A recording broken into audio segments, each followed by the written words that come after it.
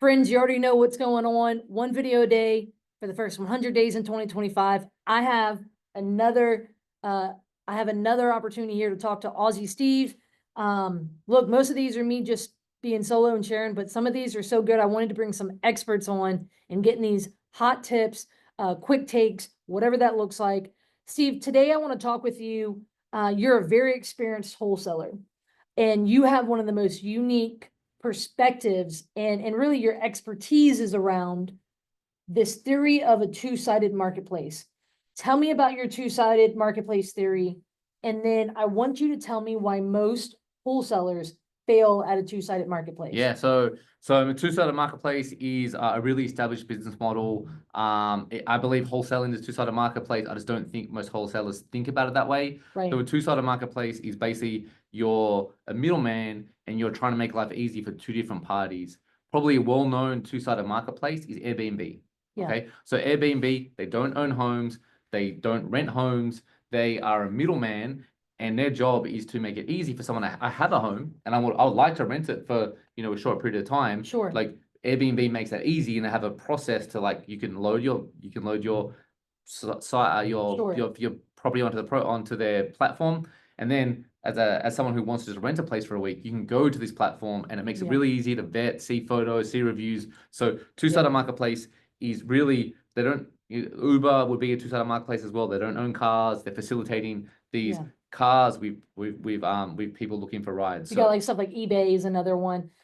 You have a ton of experience with this, especially with your business in Australia. You grew a very large tech company similar to Angie's List, where it was a two-sided marketplace. You were contractors, you called them tradies, contractors, and then homeowners wanting to find them, and you basically the middleman marketing them, similar to Angie's List. So you've got a ton of experience. You're an expert in two-sided marketplaces.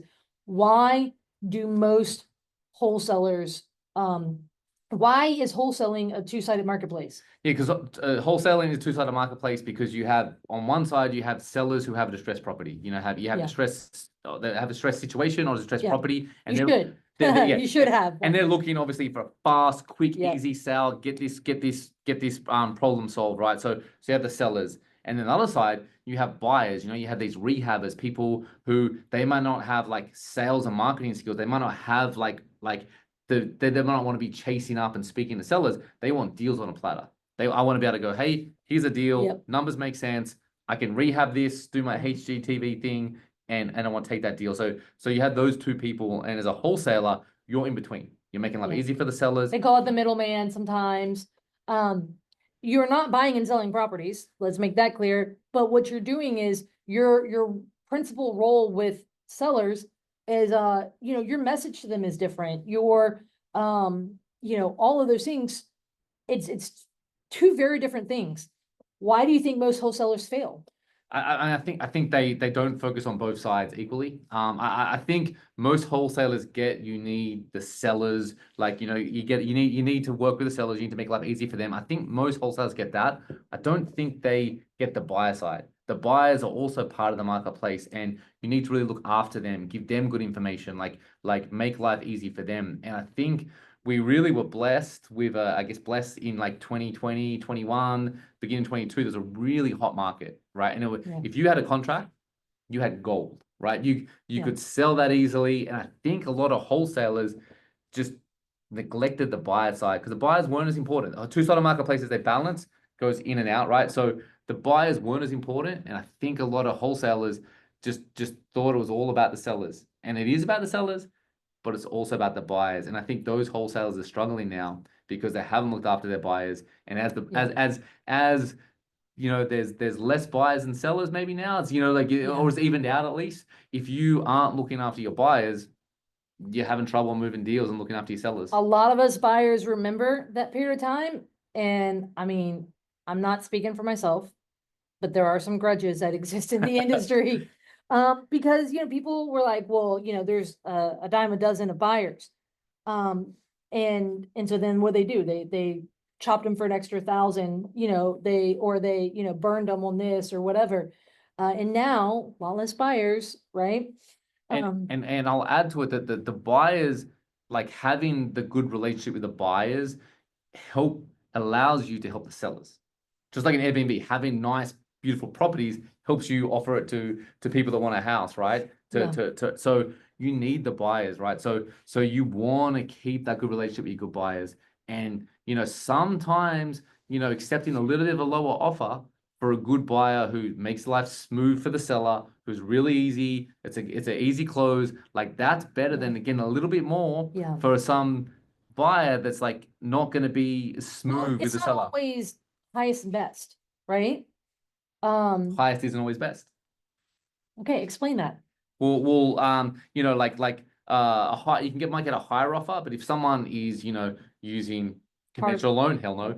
Hard money, not as good as cash. If they're, inexperienced and like never bought from a wholesaler, and so they're kind of like gun shy. Yeah, and some of them they want to get I want to buy it, but I need to get a property inspection and this is like They're not used to the process. Yeah, and I mean that's fine. Like if you want to do that, I understand that, but you need to buy retail and you're gonna pay a higher price that for a wholesale deal, you are generally getting a really good deal, but like because the seller's giving you a bargain, but the deal with the seller is that it's going to be easy, fast sale. So you can't get that wholesale price, but then say, but I need this long inspection period and I need to get this person through. You need to be able to buy fast. So sometimes someone might offer more, but we have a whole bunch of contingencies. If someone offers less, but they're that cash buyer who just, I'm going to turn up a closing next week and we're going to close this deal. That's who you want to do the deal with. Well, but so many people I think failed also because they were short-sighted. And so they're like, oh, well, this one will pay me 2,000 more, even though they, or 5,000 more or whatever. But they basically were chasing a short-term gain. And I know even in 21, 22, when the market was really hot, you had contracts back then that were moving. You and I, we were co-wholesaling deals even back then that there were times where you sacrificed because you played the long game. Yeah. And so I think that's one way that wholesalers fail in the two-sided marketplace is they play too short of a game. Yeah. And so then they're either burning a lot of times they're burning the buyers and or with the sellers, they're burning the sellers. And the buyers are the repeat users. When you have good buyers and you form relationships, like I do a lot of repeat deals with my buyers. So you burn them on this one deal, but like you're gonna remember that. You're gonna remember that. So like, you want to look after them, long term, so they can continue to do deals. And by doing that, you're helping to help the seller because you need that buyer who's gonna match what the expectation is for the seller. You need to combine them in a good way. I think one other way on the seller side is that the way that they wholesalers fail is that unfortunately their numbers, they kill it by throwing a huge assignment fee on there. And so then they're not helping their buyer or their seller. And so, or for example, their seller, they got the seller at the right price, but because they, are trying to milk everything from a buyer, they're in essence hurting both sides. So any other thoughts on this? Just make sure you're adding value to the sellers, to the buyers, to everyone. Like if you're adding value, you're going to do more deals, you're going to stay in business, you're going to repeat business. So just adding value to sellers and the buyers, both equally. And then when you get one last thought here is when people are getting started, they're like, man, do I go spend time working with buyers or working with sellers first? Again, two-sided marketplace. What are your thoughts on that? It's the hardest thing. Like two-sided marketplaces are really tricky because like which one do you build first? Yeah, it's chicken and egg, and like there's no right. You need them both, and it's hard to build both, right? So my recommendation is to JV with some local wholesalers to start, because if you partner with someone who's moving deals in your market and has a range of buyers, they have that buyer side sorted, so you can get good at finding the sellers and you can know that you're going to deliver for the sellers, and then you do a few deals as a JV, and then you build the buyer side. That's the easiest way. That's a hack. I didn't do that. I had a buyer that like I was working with at first, and they helped me. Basically, instead of you working with an experienced operator wholesaler, you were just working with one buyer. And what I learned after a while, right? Like I sold my first deal to that person, but then I learned later that like I turned down a lot of good deals because he was one buyer.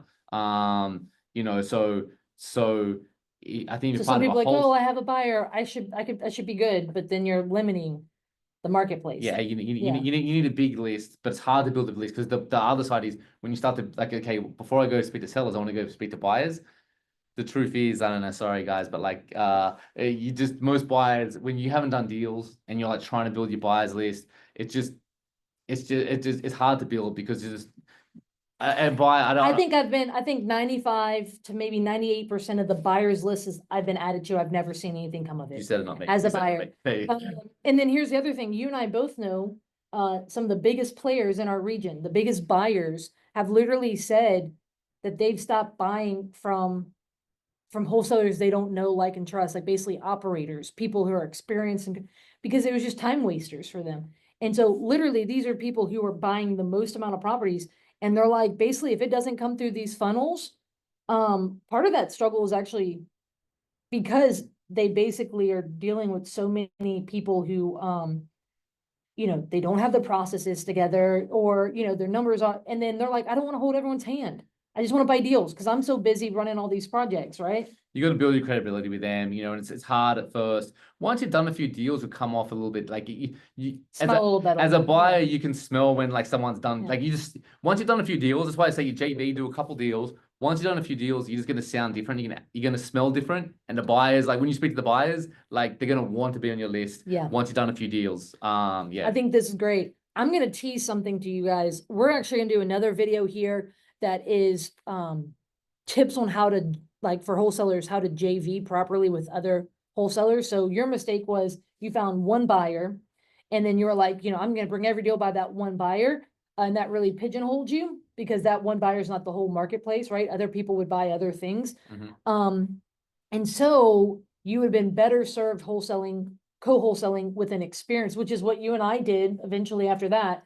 When you started getting leads, And on the North Shore, on my North Shore deals, I went through you because you had buyers in North Shore. I didn't know the North Shore. Yeah, even when I was and we experiencing, moved. even when I was experienced in New Orleans on the East Bank, I was moving deals. But you didn't have I buyers. didn't know North Shore, so I would just JV with you.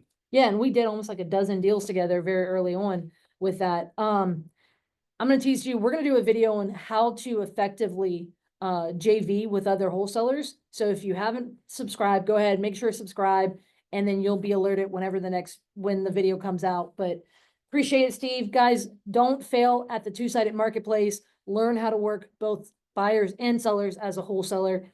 And look, think of it as a business, right? The two-sided part, that's a business thought. You're a businessman and you really are seeing as that. So make sure you guys subscribe, follow along, and pay attention to this next video.